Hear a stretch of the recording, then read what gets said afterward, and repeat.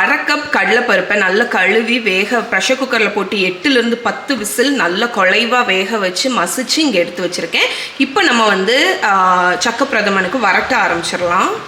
So இப்போ சக்க பிரதமனுக்கு பார்த்தீங்கன்னா நல்லா வரட்டணுங்க. அதனால ஒரு உருளி மாதிரி ஒரு பெரிய பாத்திரத்தை யூஸ் பண்ணுங்கள். ஹெவி பாட்டம் இருந்துச்சுன்னா உங்களுக்கு பெஸ்ட்டு. ஸோ இதில் ஃபஸ்ட்டு ஒரு 2 டேபிள் ஸ்பூன் நெய். இந்த நெய்யில் தான் நம்ம வந்து சக்கையை நல்லா வதக்கி இது பண்ண போகிறோம், குக் பண்ண போகிறோம். ஸோ இப்போ இந்த நெய்யில் நம்ம கட் பண்ணி வச்சுருக்கிற ஜாக் ஃப்ரூட் ஆட் பண்ணிடுங்க. ரொம்ப ஃபைனாக கட் பண்ணணும் அப்படின்னு அவசியம் இல்லை. ஸோ இப்போ இதை ஒரு 4லேருந்து 5 நிமிஷம் வதக்கி விட போகிறோம். நம்மளோட சக்கை பார்த்தீங்கன்னா ஒரு 4லேருந்து 5 நிமிஷம் நல்லா வதக்கியாச்சு, லேசாக குழைய ஆரம்பிச்சிடுச்சு. இப்போ நம்ம வந்து பருப்பு ஆட் பண்ண போகிறோம், வேக வச்ச பருப்பு. ஸோ நம்ம வேக வச்சுருக்கிற கடலைப்பருப்பை ஆட் பண்ணிடலாம்.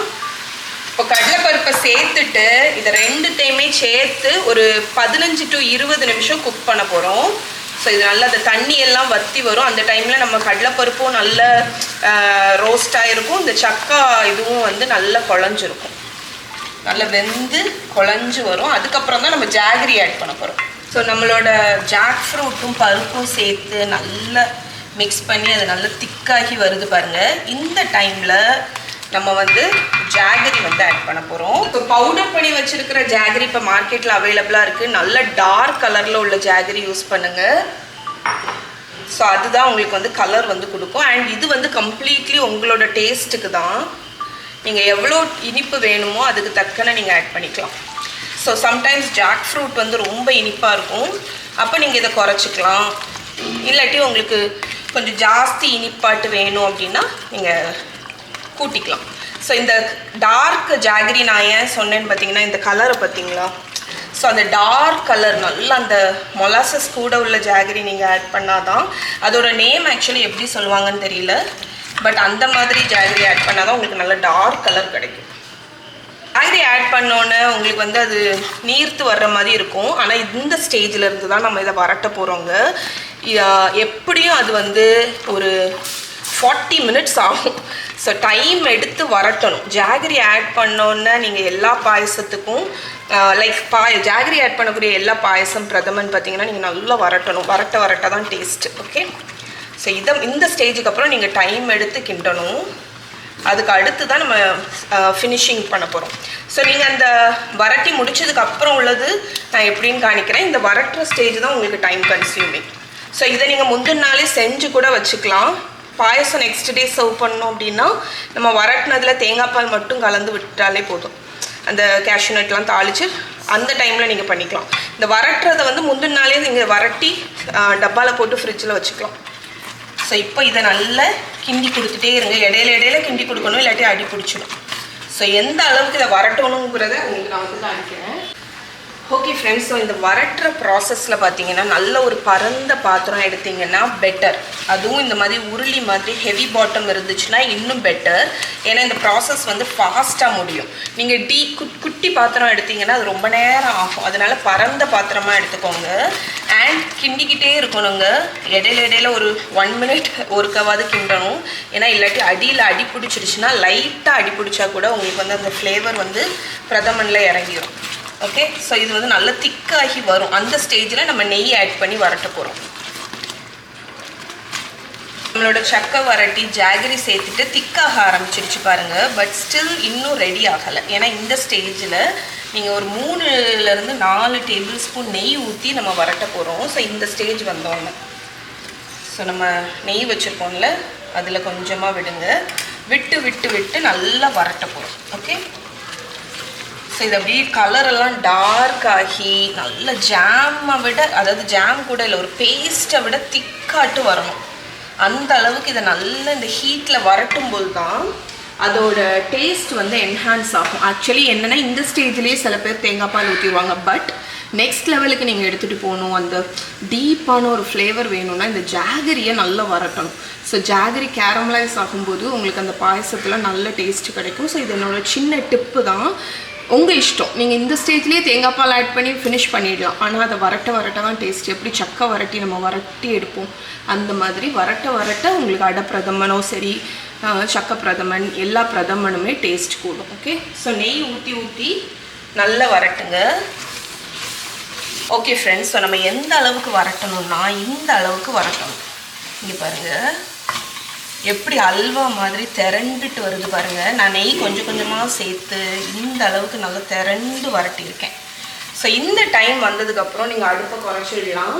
இந்த டைமில் நீங்கள் உங்களுக்கு வந்து 2 ஆப்ஷன் இருக்குது. ஒன்று, இதை எடுத்து டப்பாவில் வச்சு ஸ்டோர் பண்ணி ஃப்ரிட்ஜில் வச்சுக்கலாம். நீங்கள் எப்போ பாயசம் பண்ணுறீங்களோ அப்போ எடுத்து ரீஹீட் பண்ணி தேங்காய் பால் ஊற்றி நெய்யில் முந்திரி தாளித்து தாளித்து விடலாம். அப்படி இல்லைன்னா நீங்கள் வந்து இப்போவே ப்ரொசீட் பண்ணலாம். ஸோ இந்த மாதிரி வரட்டிட்டிங்கன்னா இது வரைக்கும் தான் ஸ்டெப்பு.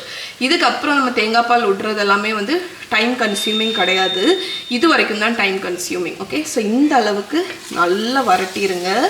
ஸோ இதை நீங்கள் ஃப்ரிட்ஜில் எடுத்து வச்சிட்டிங்கன்னா 1 வீக் வரைக்கும் நல்லாயிருக்கும். பருப்பு போட்டிருக்கிறதுனால 1 வீக் சொல்கிறேன். இப்போ நீங்கள் பருப்பு போடாமல் பண்ணுறீங்க, ஜாக் ஃப்ரூட் மட்டும்னா உங்களுக்கு வந்து ரொம்ப வருஷத்துக்கு இருக்கும். ஆக்சுவலி சொல்லப்போனால் 1 இயர் 2 இயர்ஸ் வரைக்கும் கூடமே இருக்கும். ஓகே, இப்போ நம்ம அடுத்த ஸ்டெப் ப்ரொசீட் பண்ணலாம். ஸோ இந்த ஸ்டேஜில் அடுப்பை குறைச்சி வச்சுருங்க. குறைச்சி வச்சுட்டு நம்ம வந்து தேங்காய் பால் கொஞ்சம் கொஞ்சமாக விட போகிறோம். ஏன்னா வந்து இது ரொம்ப திக்காக இருக்கிறதுனால தேங்காய் பால் டக்குன்னு கலக்காது. அதனால் கொஞ்சம் கொஞ்சமாக ஊற்றி கன்சிஸ்டன்சியை லூஸ் பண்ணிக்கோங்க. ஃபஸ்ட்டு நம்ம விடுறது 2வது தேங்காய் பால், அதாவது தண்ணி தேங்காய் பால். சரியா, அதை கொஞ்சமாக ஊற்றிட்டு ஃபஸ்ட்டு லூஸ் பண்ணி விடுங்க. அதுக்கப்புறமா நம்ம லாஸ்ட்டு தான் கெட்டி தேங்காய் பால் விட போகிறோம். ஸோ இது வந்து இன்கார்பரேட் ஆகிறதுக்கு கொஞ்சம் டைம் ஆகும்.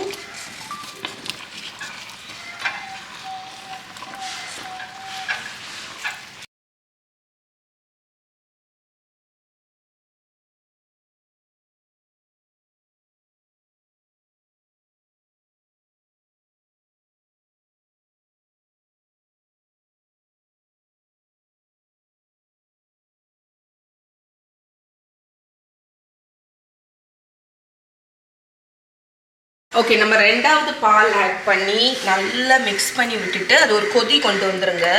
நல்ல ஒரு ஃபுல் பாயிலே வரலாம். நீங்கள் கிண்டிக்கிட்டே இருங்க, கன்சிஸ்டன்சி அட்ஜஸ்ட் பண்ணிக்கோங்க. நான் வந்து ஓரளவுக்கு திக்காக தான் வச்சுருக்கேன்.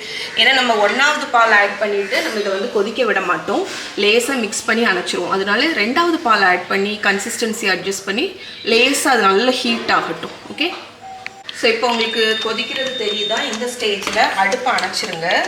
அணைச்சிட்டு நம்ம வந்து 1வது பால் ஆட் பண்ண போகிறோம். ஓகே, திக்கான பால்.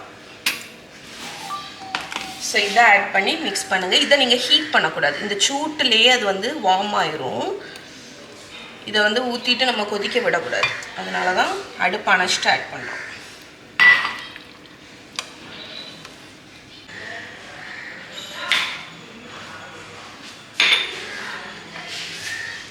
ஸோ இதில் ஃபைனல் இன்க்ரீடியண்ட் ஏலக்காய் தூள். ஸோ உங்களுக்கு எவ்வளோ பிடிக்குமோ அவ்வளோ ஆட் பண்ணுங்கள். நான் ஒரு 1/2 டீஸ்பூன் ஏலக்காய் தூள் லாஸ்ட் ஆட் பண்ணி மிக்ஸ் பண்ணி விட்டுருங்க. ஃப்ரெண்ட்ஸ், ஸோ நம்மளோட சக்க பிரதமன் ரெடிங்க. எவ்வளோ சூப்பராக வந்திருக்கு. இப்போ இதோட ஃபைனல் டச், அதான் மெயின் டச். இதுக்கு அந்த நெய்யில் தாளித்து கொட்டுறது, அதுதான் இதோட நெக்ஸ்ட் லெவல். ஓகே, ஸோ அதை பண்ணிடலாம். அதில் ஒரு 3 டேபிள் ஸ்பூன் நெய் ஆட் பண்ணிக்கோங்க. நெய்யில் ஃபஸ்ட்டு கட் பண்ணி வச்சுருக்கிற தேங்காய் தின்னாட்டு இந்த மாதிரி கட் பண்ணி வச்சுக்கோங்க. மீடியம் ஃப்ளேமில் இது நல்ல கோல்டன் ஆகிற வரைக்கும் ஃப்ரை பண்ணிடுங்க. இது கொஞ்சம் கோல்டன் ஆகி வரும்போது முந்திரி பருப்பு ஆட் பண்ணிக்கோங்க.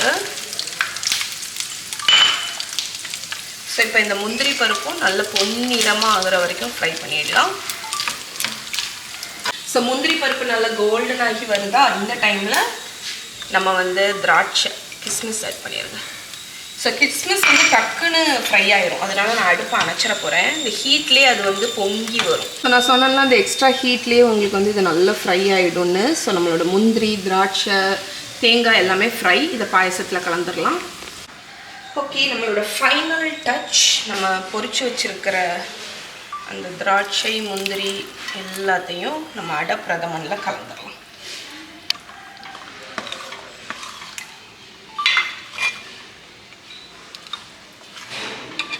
எப்பா இந்த மனம் வேற லெவலுங்க.